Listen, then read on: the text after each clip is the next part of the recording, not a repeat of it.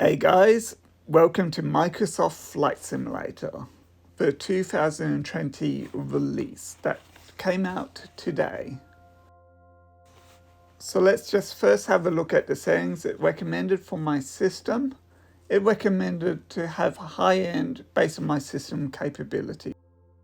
I chose to have satellite data streaming to give me the best experience, as it's using the Bing Maps to show all the various landmarks, trees, and other real-world objects. So I tried to find Canberra from the list. Don't know why it didn't show up for the first time, even though I was right over Australia. So instead I zoomed in and selected Canberra from there. Now, the easier way to do it is to click Zoom to Details. And then you can actually zoom in and select your runway, which I did, runway 35, or even a taxi bay. So I just chose what plane they gave me, but as you can see with the standard edition, these are some of the other planes you can also get. Of course, if you go with some of the higher end editions, you will get more planes, including this Boeing 787 in the Premium Deluxe version. You can also choose various options for your plane, including fuel, and in my case I set the tail number, call sign, and flight number. Canberra Tower CBR 100 ready for straight out departure at runway 35. Here we are at Canberra Airport, where you can see it took a small bit of time for the actual terminal building to generate, as this is the first time that I've loaded the game. So these scenery objects will appear much faster the second time you visit to that location. So let's jump into the plane and get ready to fly.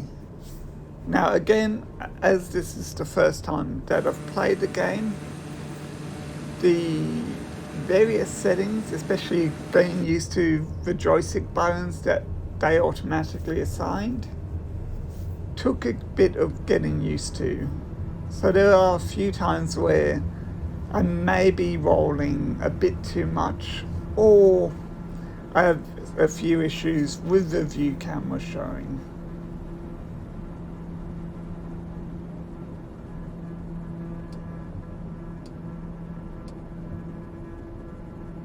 So now we've taken off, you can see a few of the familiar landmarks that you would see when you leave Canberra Airport. And this includes the shopping centre at Mildura Park, the Bunnings and Costco. As we turn towards the CBD, you can see the Mildura Parkway underneath and Mount Mildura towards the right of the plane.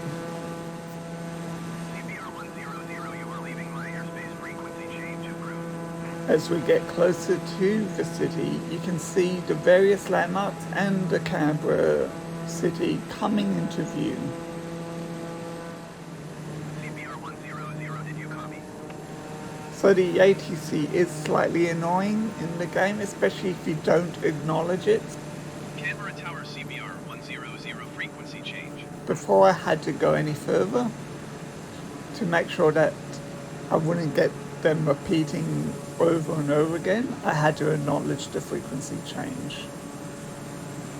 Also, I didn't set live weather and live time up when I started.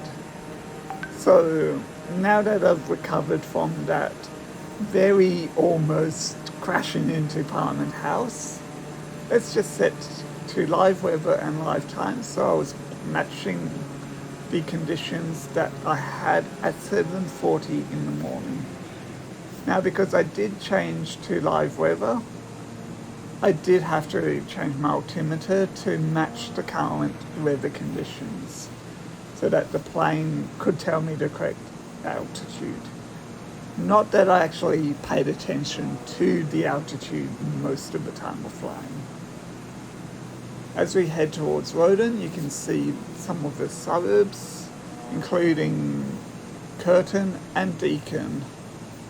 And you can see the main business district of Roden. Now the good thing with Canberra, the maps are made from photogeometry, so a lot of the objects actually look like they're meant to, like Canberra Hospital on the left.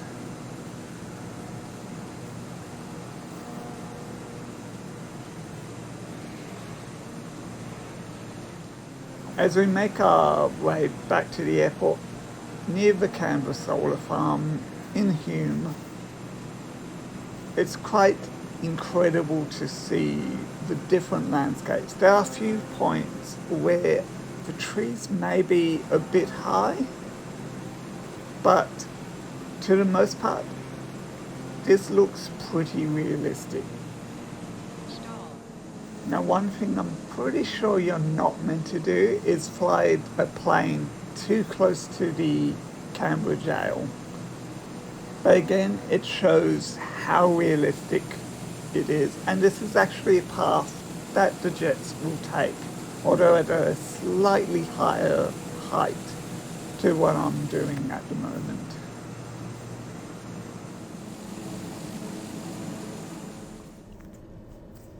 Now, as we make our way back into Canberra Airport, I did go a bit too low. So I actually ended up clipping a few trees, which probably isn't what you're meant to do. The good thing though is when you go through a tree, you don't crash into it. If I had crashed, it would have been into the ground. Just like it almost happened here with the landing. I still don't know how it actually managed to land. But here we are back at Canberra Airport after a bit of a circuit around some of Canberra. Now with the game, you can also expand it through the marketplace. So there's already a few scenery items available, as well as one plane, and of course you can upgrade your game to some of the other versions if you do want to expand the planes and handcrafted airports you have available. There will be of course a lot more coming in the future. For now, I hope you enjoyed this video, and I'll catch you next time on another Flight Simulator video, or maybe even a Twitch stream.